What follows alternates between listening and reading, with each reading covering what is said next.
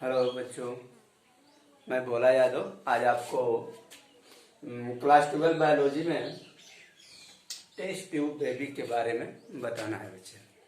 ठीक ना। Test tube baby क्या है? देखिए आप, टेस्ट ट्यूब ट्यूब आप जानते हैं परखनली, और बेबी का अर्थ होता है बच्चा, यानी वह शिशु जिसका निर्माण परखनली में वैज्ञानिक विधियों से किया गया हो, ऐसे बच्चे को हम टेस्ट ट्यूब बेबी के नाम से जानते हैं। बच्चे, इसकी कहानी बहुत लंबी है और यह चीज़ है जैसे कोई बहुत संपन्न परिवार दंपति हो और उसकी संतानें न हो। ठीक ना।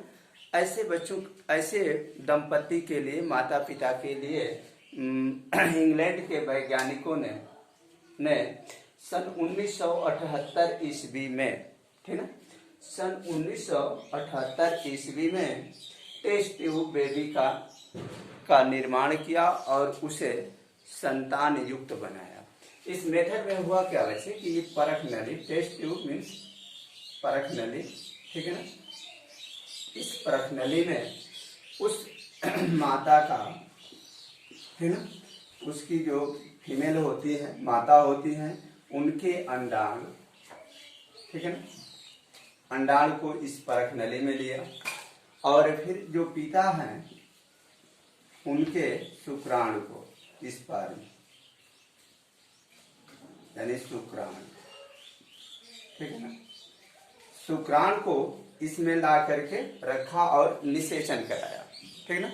इस निषेचन से, जब यह निषेचन होने के बाद इसमें डेवलपमेंट, ग्रोथ होता है इस जाइगोट में, जो युग्मक बनता है। ठीक ना। आप जानते हैं कि माता और पिता, माता के ओवम और पिता के स्पर्म जब आपस में मिलते हैं तो निषेचन होता है, फर्टिलाइजेशन, और वह जो संरचना बनती है वह युग्मक जाइगोट कहलाती है। और इस जाइगोट में विभाजन होता है और इस विभाजन से 16 कोशिका की संरचना बन जाती है। ठीक है।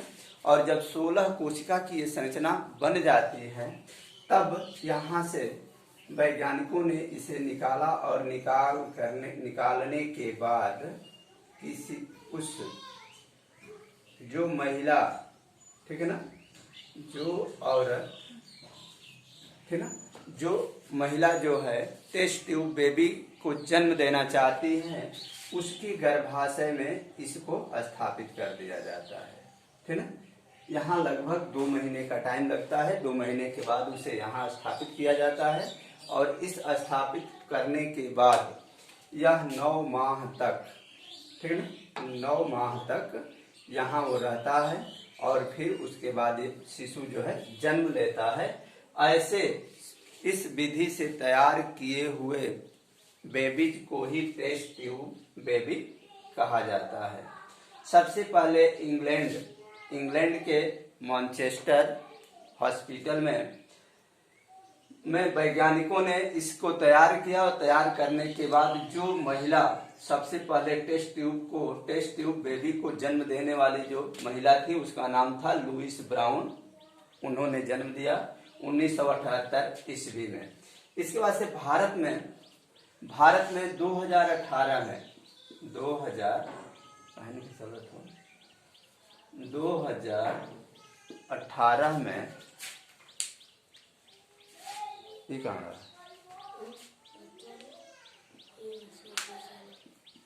2018 में इसको जो है कानपुरिया अग्रवाल नाम की महिला थी।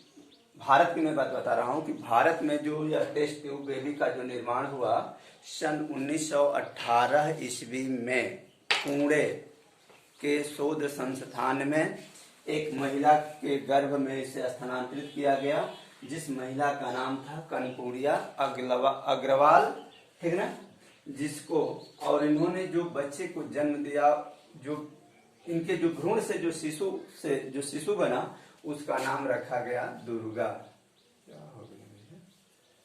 उसका नाम रखा गया दुर्गा। ठीक है। तो इस तरह से टेस्ट ट्यूब बेबी जो है टेस्ट ट्यूब बेबी का निर्माण हुआ।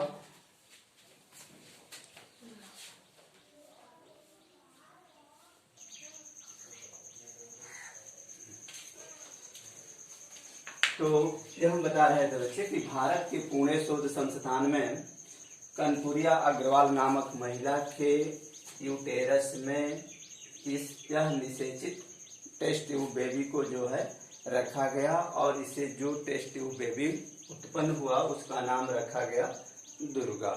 इस तरह से यह जो है टेस्ट ट्यूब बेबी से भारत में उत्पन्न होने वाला पहला टेस्ट ट्यूब बेबी रहा। उस बेबीज को जन्म देने वाली महिला का नाम कनपुरिया अग्रवाल था। विश्व का सबसे पहले लुइस ब्राउन थे 1978 ईस्वी में।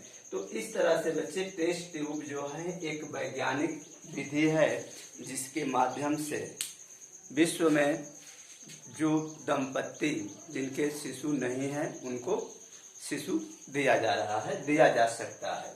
ठीक है बच्चे, तो ये टेस्ट ट्यूब है। ठीक है, टेस्ट ट्यूब बेबी। इसी में एक और शब्द आता है क्लोन। ठीक है, क्लोन शब्द। देखिए, क्लोन और टेस्ट ट्यूब बेबी लगभग दोनों सेम चीजें हैं, थोड़ा सा डिफरेंस है। ठीक है ना, थोड़ा सा